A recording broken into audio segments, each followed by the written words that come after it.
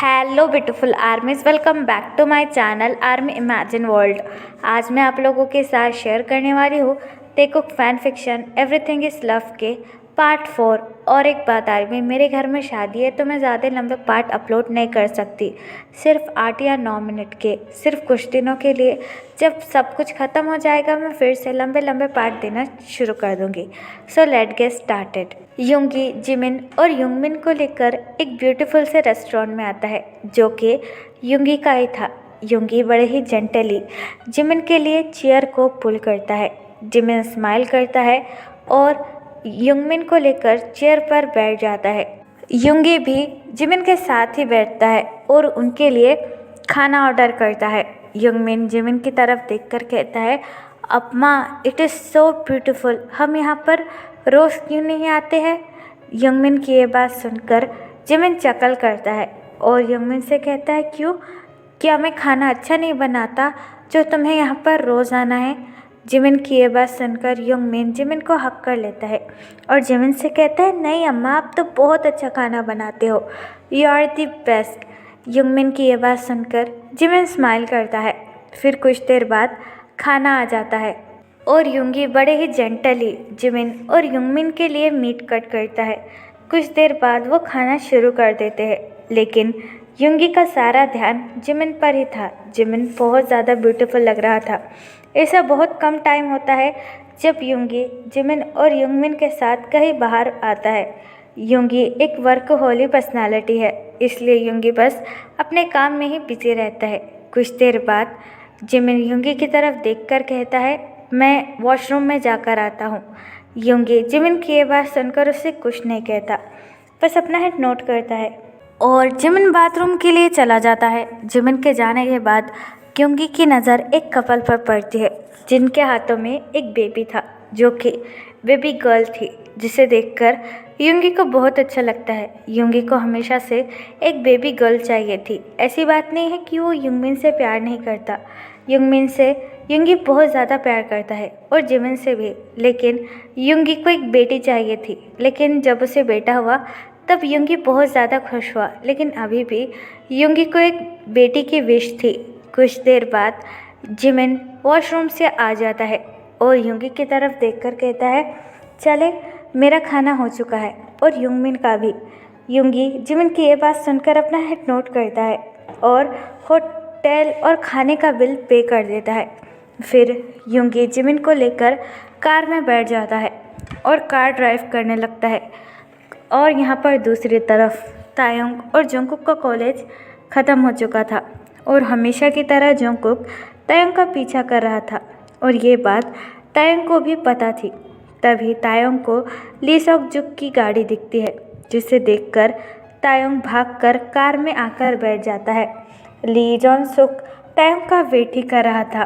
तायोंग को इतना डरा हुआ देखकर वो काफ़ी ज़्यादा कंफ्यूज हो जाता है और ली जॉन सुक तायोंग से कहता है, तेई क्या हुआ, तुम इतना हाफ क्यों रहे हो और इतना स्वेटिंग क्यों कर रहे हो, एवरीथिंग इज़ फाइन, क्या तुम्हारी तबीयत ठीक है।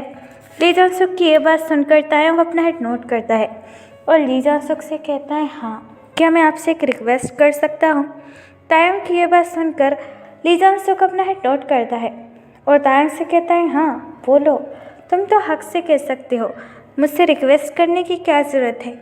ली जॉन सुक की ये बात सुनकर तायोंग स्माइल करता है और ली जॉन सुक से कहता है, क्या हम शादी नेक्स्ट वीक कर सकते हैं प्लीज़। ली जॉन सुक तायोंग की ये बात सुनकर काफ़ी ज़्यादा शॉक और कंफ्यूज हो जाता है और तायोंग से कहता है, क्यों नेक्स्ट वीक, तुम तो कह रहे थे कि तुम्हें यह शादी तुम्हारे एग्ज़ाम होने के बाद करनी है ताकि तुम पढ़ाई पर फोकस कर सको। ली जॉन सुक की ये बात सुनकर तायोंग अपना हेड नोट करता है और उनसे कहता है, हाँ मैंने कहा था, लेकिन अब मुझे ऐसा लगता है कि मुझे नेक्स्ट वीक ही शादी कर लेनी चाहिए और वैसे भी अप्पा तो यही चाहते हो ना, तो क्या आप प्लीज़ मुझसे नेक्स्ट वीक ही शादी कर लेंगे। ली जॉन सुक तायोंग की ये बात सुनकर बहुत ज़्यादा खुश हो जाता है और तायोंग से कहता है, ऑफ कोर्स, क्यों नहीं, मैं तो तुम्हें बस जल्दी से जल्दी अपना बना लेना चाहता हूँ और आज तुमने ही कह दिया। ये कहकर ली जॉन सुक तायोंग का हैंड होल्ड करता है और तायोंग के हैंड पर किस करता है, जिसकी वजह से तियोंग को थोड़ा सा अनकंफर्टेबल फील होता है और जंगकुक उन दोनों को देख रहा था और उन दोनों को इतना करीब देखकर जंगकुक को मानो बहुत ज़्यादा गुस्सा आ रहा था। ली जंगसुक अपना हेड नोट करता है और तायंग से कहता है, ठीक है, जैसा तुम चाहते हो वैसा ही होगा, हमारी शादी नेक्स्ट वीक ही होगी। ये कहकर ली जंगसुक तायंग को लेकर चला जाता है। उन दोनों के जाने के बाद जंगकुक अपना पंच ज़ोर से ट्री पर मारता है और अपने एंग्री ट्यून में कहता है, तायंग, मैंने तुमसे कितनी बार कहा था कि तुम उस ली जंगसुक से दूर रहना, लेकिन तुम कभी मेरी बात मानते ही नहीं हो। अब ये देखो मैं क्या करता हूँ। ये कहकर जंगकुक वहाँ से चला जाता है। यहाँ पर टाइम स्किप होता है। पूरे 2 दिन बाद तायंग की शादी होने वाली है ली जंगसुक से और जंगकुक इन 5 दिनों में कॉलेज ही नहीं आया था। जंगकुक के ना आने से तायंग को थोड़ा सा रिलैक्स फील हो रहा था, लेकिन कहीं ना कहीं बहुत ज़्यादा अजीब भी लग रहा था। तायंग आज अपने कॉलेज में सब फ्रेंड्स को इनविटेशन देने के लिए आया है।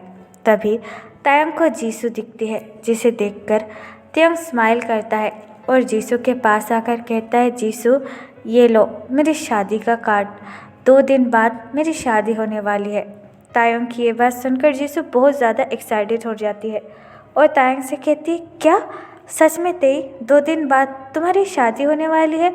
लेकिन तुमने तो ये कहा था कि तुम्हारी शादी एग्ज़ाम के बाद होगी, लेकिन इतने जल्दी? जीसू की ये बात सुनकर तायंग अपना हेड नोट करता है और जीसू से कहता है, हाँ, क्योंकि तुम्हें अच्छी तरीके से पता है कि वो जंगकुक मुझे कितना ज़्यादा तंग कर रहा है और मुझे काफ़ी ज़्यादा डर लगता है उससे। इसलिए मैंने ली जंगसुक से कहा कि हमें नेक्स्ट वीक ही शादी कर लेनी चाहिए। तायंग की ये बात सुनकर जीसू अपना हेड नोट करती है और तायंग से कहती है, हाँ, ये तुमने बिल्कुल ठीक किया। उस जंगकुक से पीछा छुड़वाने का यही एक अच्छा तरीका है। मैं तुम्हारे साथ हूँ तायंग और मैं तुम्हारी शादी में भी आऊँगी। मैं बहुत ज़्यादा एक्साइटेड हूँ तुम्हारी शादी के लिए। जीसू की ये बात सुनकर तायंग अपना हेड नोट करता है और जीसू से कहता है, ठीक है, मैं क्लासरूम में चलता हूँ, बाकी लोगों को भी इनविटेशन देना है। ये कहकर तायंग वहाँ से चला जाता है। तायंग अपने बाकी क्लासमेट को इनविटेशन देने क्लासरूम में आता है, लेकिन क्लासरूम में कोई नहीं था। सारा का सारा क्लासरूम पूरी तरीके से खाली था, जिसे देखकर तायंग काफ़ी ज़्यादा कंफ्यूज हो जाता है और कहता है, अरे सब लोग कहाँ चले गए? मैं तो इनविटेशन देने आया था। ये कहकर तायंग पीछे मुड़ने ही वाला था कि तभी कोई आकर तायंग के नेक पर एक ज़ोर से इंजेक्शन मारता है, जिसकी वजह से तायंग बेहोश होने लगता है और तायंग की आंखें बंद होने लगती है। तायंग नीचे गिरने ही वाला था कि तभी एक स्ट्रॉन्ग आर्म तायंग को अपनी बाहों में होल्ड करता है, जिसकी वजह से तायंग के हाथों से शादी के सारे कार्ड गिर जाते हैं। वो और कोई नहीं बल्कि जंगकुक था। जंगकुक ने तायंग को बेहोशी वाला इंजेक्शन दिया था ताकि वो बेहोश हो जाए और इस वक्त तायंग बेहोश होकर जंगकुक की बाहों में पड़ा हुआ था, जिसे देखकर जंगकुक स्मार्ट करता है और तायंग से कहता है, मैंने कहा था ना बेबी बॉय, तुम मेरे अलावा और किसी के नहीं हो सकते। ये कहकर जंगकुक तायंग को ब्राइडल स्टाइल पिक करता है और तायंग को वहाँ से लेकर चला जाता है। तो फिर चले गाइस, इस पार्ट को मैं यहाँ पर ख़त्म करती हूँ। आपको ये पार्ट कैसा लगा प्लीज़ मुझे कमेंट में बताना और प्लीज़ चैनल को भी सब्सक्राइब कर देना। और अगर आप मेरे साथ ऑनलाइन बिजनेस करना चाहते हैं तो you can tell me in the comment box. तो फिर चले guys, bye, love you, take care, bye, bye.